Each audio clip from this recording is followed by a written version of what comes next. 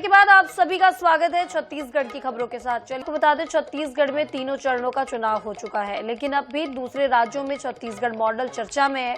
ओडिशा और झारखंड में पीएम मोदी, जहां छत्तीसगढ़ में मोदी की गारंटी पूरी होने की जिक्र कर रहे हैं, वहीं कांग्रेस भी अपनी सरकार के कार्यकाल में किए कामों को चुनावी सभाओं के दौरान बताने से पीछे नहीं हट रहे हैं।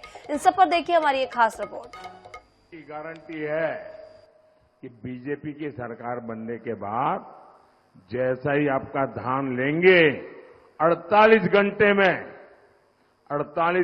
में आपके खाते में सीधा पैसा जमा हो जाएगा।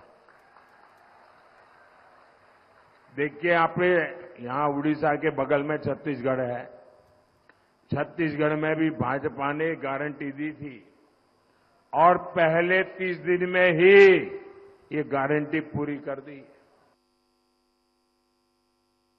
छत्तीसगढ़ के किसानों को धान की कीमत 3100 रुपए देने की बात हो या प्रदेश में 18 लाख आवास देने की, प्रदेश में भाजपा की सरकार बनने के शुरुआती दिनों में इन वादों को पूरा करके ठोस कदम उठाए गए। यही वजह है कि अब छत्तीसगढ़ के कामों का जिक्र प्रधानमंत्री नरेंद्र मोदी दूसरे राज्यों में भी करते नजर आ रहे हैं। ओडिशा के चुनाव प्रचार में प्रधानमंत्री ने कहा कि छत्तीसगढ़ में जिस तरह वादे पूरे किए गए उसी तरह वहां भी किए जाएंगे। इसी तरह कांग्रेस के नेता राहुल गांधी और प्रियंका गांधी भी दूसरे राज्यों में छत्तीसगढ़ मॉडल का जिक्र करते नजर आते हैं। प्रियंका गांधी ने कई सभाओं में कहा है, भले छत्तीसगढ़ में कांग्रेस की सरकार नहीं बनी हो, लेकिन सरकार ने अपने वादों को पूरा जरूर किया है। अब छत्तीसगढ़ मॉडल के दूसरे राज्यों में जिक्र को लेकर के छत्तीसगढ़ में क्रेडिट पॉलिटिक्स भी शुरू हो गई है। लगातार देश में कांग्रेस के नेताओं ने कांग्रेस के छत्तीसगढ़ के मॉडल को प्रस्तुत करने की कोशिश की, लेकिन छत्तीसगढ़ की एक भी जनता कांग्रेस के 5 साल से लाभान्वित नहीं हुई। छत्तीसगढ़ की जनता त्रस्त थी, परेशान थी और कांग्रेस यहां से बेदखल हुई और आज वो चर्चा नहीं कर रहे हैं। आज देश में चर्चा हो रही है तो छत्तीसगढ़ में भारतीय जनता पार्टी की सरकार ने, विष्णुदेव साय की सरकार ने पिछले 4 महीनों में मोदी की गारंटियां जो पूरी की है।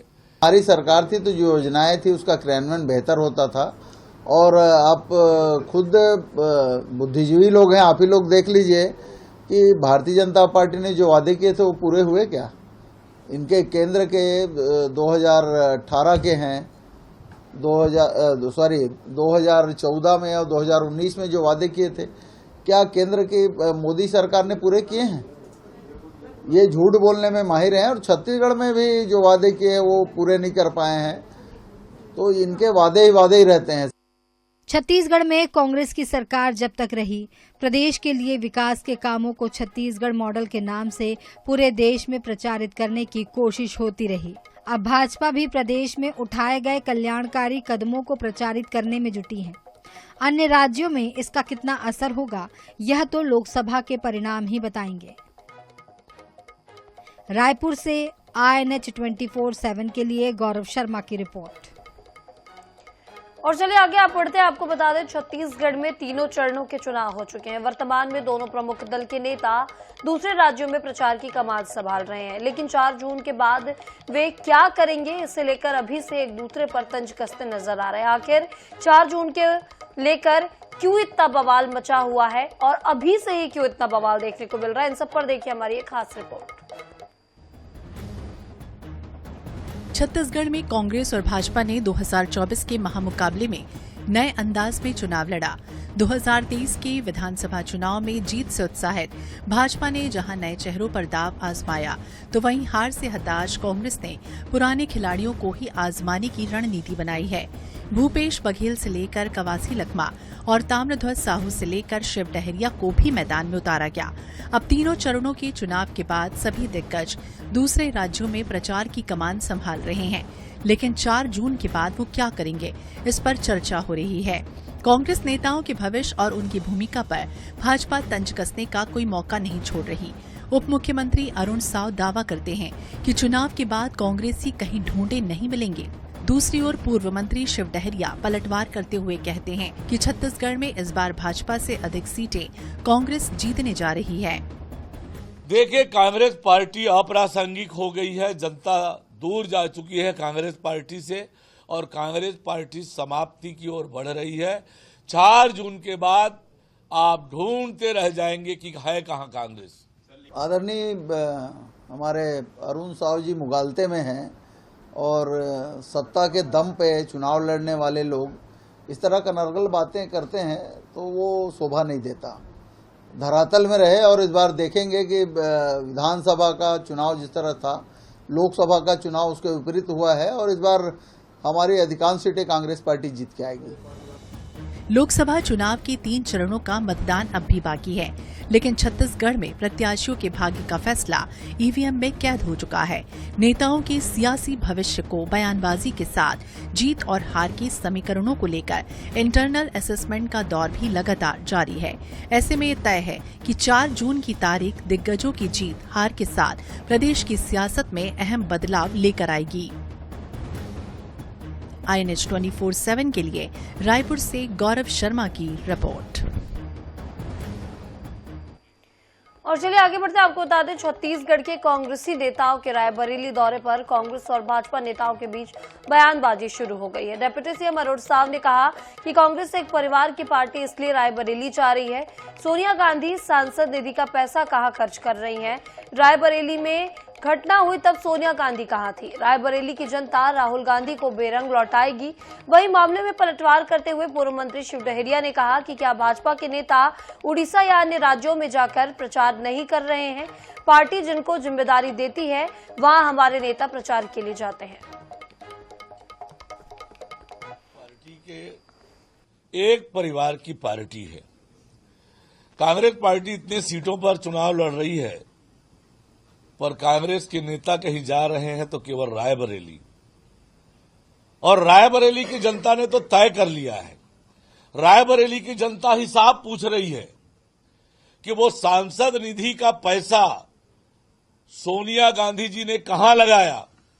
रायबरेली की जनता पूछ रही है, जब वहां बड़ी बड़ी घटनाएं हुई, ये गांधी परिवार और सोनिया गांधी वहां के सांसद कहां थे? भाजपा के लोग कहीं नहीं गए हैं क्या? पूरा उड़ीसा जाके वहां प्रचार कर रहे हैं, दूसरे राज्यों में जाके प्रचार कर रहे हैं। तो पार्टी जिसको जहां जिम्मेदारी देती है वहां लोग जाते हैं और रायबरेली गए हैं तो कोई बड़ी बात नहीं है। जाना गए हैं, वो अच्छा काम करने के लिए गए हैं। और चलिए आगे बढ़ते आपको बता दें, महादेव सट्टा ऐप मामले में आपको बता दें, चलाने के मामले में खेलने खिलाने के लिए बैंक अकाउंट नहीं मिल रहे हैं। ऐसा बड़े पैमाने पर शुरू हुई कार्रवाई बता दें पुलिस की सख्ती और बैंकों पर एक्शन के बाद संकेत देने के बाद हुआ है। इसके अलावा कैश फ्रीज होने के और अलावा आपको बता दें हवाला कारोबारियों पर कार्रवाई के चलते क्रिप्टो ट्रांजैक्शन के जरिए काला कारोबार करने की तैयारी की जा रही है। इन सब पर देखिए हमारी खास रिपोर्ट। महादेव सट्टा ऐप केस में गिरफ्तार बर्खास्त आरक्षक अर्जुन सिंह यादव के बयान पर रायपुर पुलिस ने महादेव सट्टा पैनल संभालने वाले 5 आरोपियों को कोलकाता से गिरफ्तार किया है। आरोपियों के कब्जे से ATM card, passbook, chequebook, mobile, laptop, electronic device भी जब्त किए गए हैं। बता दें कि यादव को ईओडब्ल्यू की टीम ने पचमढ़ी से गिरफ्तार किया था। उसके कब्जे से फॉर्च्यूनर गाड़ी भी जब्त की गई। आरोपी महादेव सट्टा के कई पैनल ऑपरेट कर रहा था। ईओडब्ल्यू के डायरेक्टर और आईजी अमरेश मिश्रा ने बताया कि रायपुर पुलिस इस मामले में अलग से इन्वेस्टिगेशन कर रही है। गिरफ्तार सभी आरोपी अर्जुन सिंह यादव के लिए वेतन पर काम कर रहे थे। सभी मूलतः बिहार के हैं और ज्यादा पढ़े लिखे नहीं हैं। मैं आपको बताना चाहूंगा कि इसमें करीब 18 राज्यों के अकाउंट हैं, इंटरनेशनल बैंक्स के भी अकाउंट हैं। तो इनमें से बहुत सारे अकाउंट्स में, जैसा हमारा अनुभव रहा है पिछले 1-2 सालों में, कुछ बैंक्स में अकाउंट खोलने की जो प्रक्रिया है वो कोल्यूसिव है। मतलब जो ऑफिसर्स हैं लोकल लेवल के बैंक्स के और जो खोलने वाले हैं उनमें कोल्यूजन है, उनको कुछ एक्स्ट्रा पैसा मिल रहा है और वो अकाउंट्स खोल रहे हैं। अर्जुन के कार्रवाई में जो अकाउंट मिले करीब 250 अकाउंट थे और more than 3 crore rupees, 3.1 something, 3 crore 9 lakh कुछ ऐसा है। तो लगभग हमने 3.1 लिखा था। हाल फिलहाल में महादेव सट्टा ऐप पर पुलिस और EOW का शिकंजा कसता जा रहा है। बड़े पैमाने पर कार्रवाई होने से काला कारोबार चलाने वाले अतिरिक्त सावधानी बरत रहे हैं। इसके लिए दुबई से बाकायदा संदेश भी दिए गए हैं। बैंक्स के अकाउंट्स फ्रीज होने से जो ऑपरेटिंग, जो गवर्निंग बॉडी है, जो ऑपरेशंस टीम है, उसको बहुत दिक्कतों का सामना करना पड़ रहा है। तो वो लोग क्रिप्टो ट्रांजैक्शन की ओर मूव कर रहे हैं। 3 दिन पहले उनके जो भी ऑपरेशन सेंटर से एक मैसेज आया है सारे पैनल ओनर्स को कि आप सब लोग क्रिप्टो अकाउंट्स खोलें। लोकल लेवल पे आप भले ही हवाला और कैश करें, लेकिन आप जैसे ही आपके अकाउंट में पैसा आए तुरंत आप उसको क्रिप्टो में कन्वर्ट करें और पैनल हेड्स और हेडक्वार्टर्स के बीच जो ट्रांजैक्शन हो कॉर्पोरेट अकाउंट्स में, उसको क्रिप्टो में किया जाए। देश भर में चर्चित छत्तीसगढ़ से उपजे महादेव सट्टा ऐप मामले पर अब हर आम और खास लोगों की निगाह लगी हुई है। सरकार के सख्त रवैये के बाद पुलिस की सक्रियता बढ़ी है। ऐसे में उम्मीद की जा रही है कि इस मामले में सफेद पोश गुनहगार भी जल्द सीखचों के पीछे होंगे। रायपुर से INS 24/7 के लिए मनोज नायक की रिपोर्ट। और से आगे बढ़ते आपको बता दें, बिलासपुर पुलिस ने मवेशी और गांजा तस्करी में लिप्त यूपी के हिस्ट्री शीटर बदमाशों के गिरोह का भंडाफोड़ करते हुए इनसे जुड़े 10 सदस्यों को गिरफ्तार किया है। साइबर सेल, हिरी और चरक भाटा पुलिस की संयुक्त कार्रवाई में ये पकड़े गए सभी आरोपियों के तार उड़ीसा, महाराष्ट्र, यूपी, MP से जुड़े हुए हैं। पुलिस ने इन आरोपियों के कब्जे से 1 पिस्टल, 2 देसी कट्टा और 1 दर्जन से ज्यादा जिंदा कारतूस बरामद किया। इसके अलावा 21 किलो गांजा समेत 2 कार और 2 ट्रक भी जब्त किया है। पुलिस अधीक्षक रजनीश सिंह ने रविवार को इस मामले का खुलासा किया। पुलिस अधीक्षक रजनीश सिंह ने बताया कि हिरी थाना क्षेत्र में मुखबिर से सूचना प्राप्त हुई थी। बिलासपुर रतनपुर बाईपास के ग्राम बेलमुडी के पास बने यार्ड नुमा जगह में 8 से 10 हथियारबंद शातिर अपराधी मौजूद हैं, जो किसी घटना को अंजाम देने वाले हैं। इस सूचना के आधार पर पुलिस मौके पर पहुंची और घेराबंदी कर सभी को गिरफ्तार कर लिया है। हमको मुखबिर से सूचना प्राप्त हुई कि बेलमुडी गांव के पास में ढाबे के पास में एक यार्ड बना हुआ है। वहां पर कुछ ऐसे संदिग्ध बदमाश ठहरे हुए हैं और एक प्लानिंग कर रहे हैं आज रात की कि उनको नशे का सामान और पशु तस्करी करने की उनकी योजना है। इस सूचना पर कि उनके पास घातक हथियार भी हैं और 4 टीमों ने दबिश दी। दबिश के दौरान वो अपराधी भागने लगे। भागने के दौरान उन्होंने अपनी पिस्टल निकाली। लोडेड पिस्टल और लोडेड कट्टे थे और चाकू छुरी भी उनके पास थी। तो उसी दरमियान पुलिस ने धर दबोचा और चलिए इसी बीच देखते हैं मध्य प्रदेश से बड़ी खबर। आपको बता दें, भोपाल से बड़ी खबर निकलकर सामने आ रही, जहां मतदान की गोपनीयता भंग करने का मामले में पीठासीन अधिकारी को किया गया सस्पेंड। कांग्रेस विधायक आरिफ मसूद के खिलाफ भी केस दर्ज। नाबालिग बेटे के साथ वोट डालने पहुंचे थे कांग्रेस विधायक। बता दें, शाहजहानाबाद पुलिस ने मसूद के खिलाफ FIR दर्ज की है। सुरक्षाकर्मी के खिलाफ भी कड़ी कार्रवाई होगी। बता दें कि 7 मई को विधायक मसूद उत्तर विधानसभा स्थित बूथ क्रमांक 72 पर परिवार के साथ वोट डालने पहुंचे थे। उनके साथ उनका नाबालिग बेटा भी मौजूद था।